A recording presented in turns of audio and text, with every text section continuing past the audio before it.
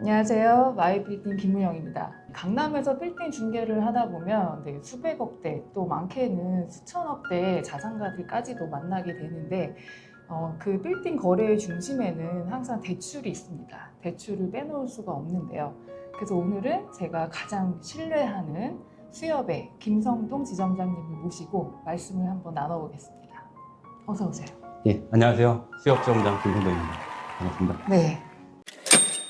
저희 회사에서 이제 꼬마 빌딩을 매입하시는 대표님들을 보면 일반적으로 현금이 넉넉해도 현금 쓰시기보다는 에쿼티를 최소화하고 이제 법인 신용을 꽉꽉 채워서 대출을 일으키셔가지고 매입을 하시는 분들이 대부분이에요. 네, 그렇죠. 네. 네.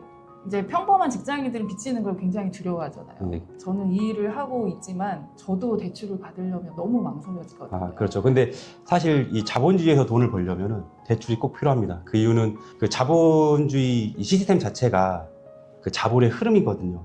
그럼 결국은 신용 편착이 일어나고 통화량이 증가되다 보니 인플레이션은 당연히 따라오는데 부동산이라는 거는 부증성이라는 그 기본 특성이 있어요.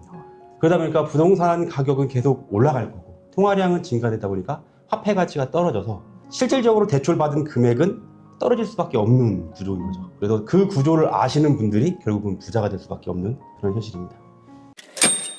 네, 요즘에 이런 글이 유행이더라고요. 은행 지점장이 말해준 충격적인 진실. 자, 9억의 대출을 받아서 10억짜리 건물을 산다. 20년이 지나면 내가 갚아야 하는 돈 9억은 그 가치가 절반인 5억 정도가 된다. 내가 사놓은 건물은 2배 올라서 20억이 된다. 그 이후에는 10년만 지나도 내가 갚을 돈이었던 9억의 가치는 반의 반이 되어 2억 조금 넘는 수준이 된다. 내가 사놓았던 건물은 40억이 된다.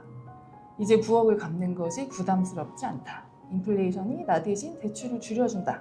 네, 이것이 부자들이 건물과 부동산에 집착하는 이유라고 합니다.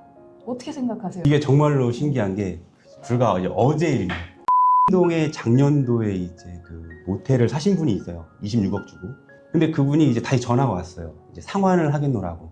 올해 상환을 하겠대요. 근데 그거를 리모델링을 하셔서 현금 흐름을 만든 다음에 40억에 내놓겠다는 거예요. 근데 시장에서 이제 반응이 오는 거니까.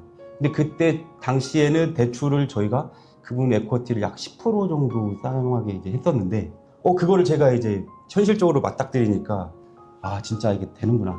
라는 생각도 들었고, 그럼 어떻게 보면 과한 레버리지를 사용하다 보니까 그런 금감원에서는 그런 규제가 좀 많이 발생이 되는 거고, 그래서 저희는 어쩔 수 없이 대출을 공부할 수밖에 없는 현실이 된 겁니다. 26억에 10%면 거의 2억 조금 약 넘게. 3억 정도 에쿼티 투자하시고. 대단하시네요.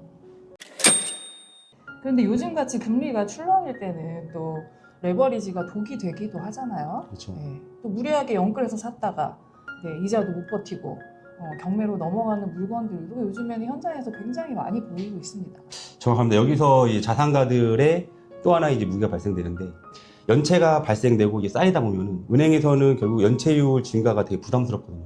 그럼 이거를 결국에다 시장에 빨리 내놔야 되는데 그게 결국은 NPL 시장으로 갈 수밖에 없는 거고, 그 NPL 시장 가면은 자산가들한테는 그게 또 하나의 수익거리가 되는 거죠. 요즘에 가장 또 관심이 많으시고 NPL 시장에 저도 가장 예의주시하는 시장이기도 한데 또 위기 속에 또 큰 기회가 숨어 있잖아요. 그럼요, 당연하죠. 네. 저희가 예전에 NPL에 대해서도 한번 다뤄본 적이 있어요. 근데 요거는 이제 또 추후에 지점장님 한 번 더 모시고 얘기를 한번 또 나눠보도록 하겠습니다. 네, 그러면 오늘은 또 중개사와 지점장님이 만났으니까 대출의 전반적인 얘기를 한번 나눠볼까요? 네. 이제 빌딩 매입자금 대출이 접수가 되면 은행은 제일 먼저 어떤 거를 보나요? 이게 좀 약간 시대적으로 좀 바뀐 것 같은데, 불과 한 5년, 10년 전만 되면은 위치를 먼저 물어봤어요. 위치가 좋으면 무조건 이제 땡기는 거거든요. 부동산이 계속 오를 거니까. 근데 지금은 이제 부동산 자체 규제도 심하기도 하고 거래량이 줄다 보니까 그러면 제일 먼저 물어보는 게 차주의 성향을 먼저 물어봅니다. 재무제표가 성향? 어떻고 현금 흐름은 어떠냐. 그러니까 부동산을 먼저 물어보진 않습니다. 예전에 입지를 먼저 물어봤다면 지금은 자금 용도 그리고 채무자 특성 이거를 먼저 물어보는 게 요즘입니다. 지금 같은 경우는 연체가 되면은 경매 시장에 지금 적체가 심하잖아요. 저희가 연체가 돼서 경매에 신청하고 경매에 나오는 데까지 1년 이상 걸립니다. 이게 부담스럽다 보니까 차라리 대출을 좀 보수적으로 접근하자라는 성향이 좀 강해진 거죠. 그래서 RTI가 점점 더 강화되고 있습니다. 그러니까 RTI를 원래는 정부에서는 뭐 1.5배를 하지만 자체적으로 뭐 1.8배, 2배 뭐 이런 식으로 늘리는 경우도 있죠. 그래서 점점 더 힘들어지는 것 같아요. 맞습니다. 점점 더 힘들어집니다.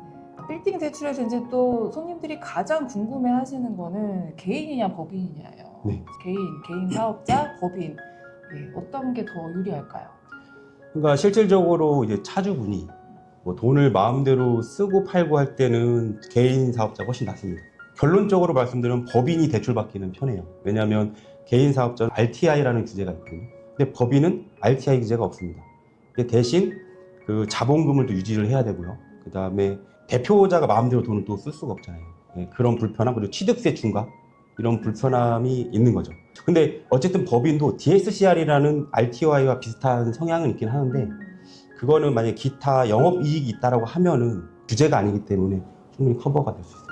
예전에는 법인 RTI를 아예 안 보는 것 같았는데 네네. 요즘에는 그래도 어느 정도 좀 따지는 것 같더라고요. 해당 부동산에서 얼마 정도 나오는지가 이제 보통 기본 세팅값으로 좀 된 것 같아요. 그래도 RTI는 어쨌든 규제기 때문에 예스와 노거든요. 근데 법인은 그래도 약간 그런 유연성이 있다는 거죠.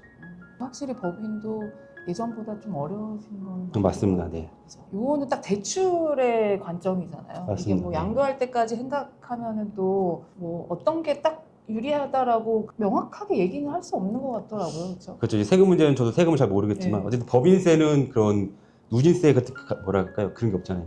그러다 보니까 법인이 오히려 그 양도세는 더 유리하지 않을까라고 생각합니다. 네, 양도는 법인이 유리한데 여러 가지를 따졌을 때는 진짜 세무사랑 맞아요. 반드시 네, 그거는 상의를 함부로. 하셔야 돼요. 오늘은 딱 대출의 관점에서만 말씀을 드립니다. 네네.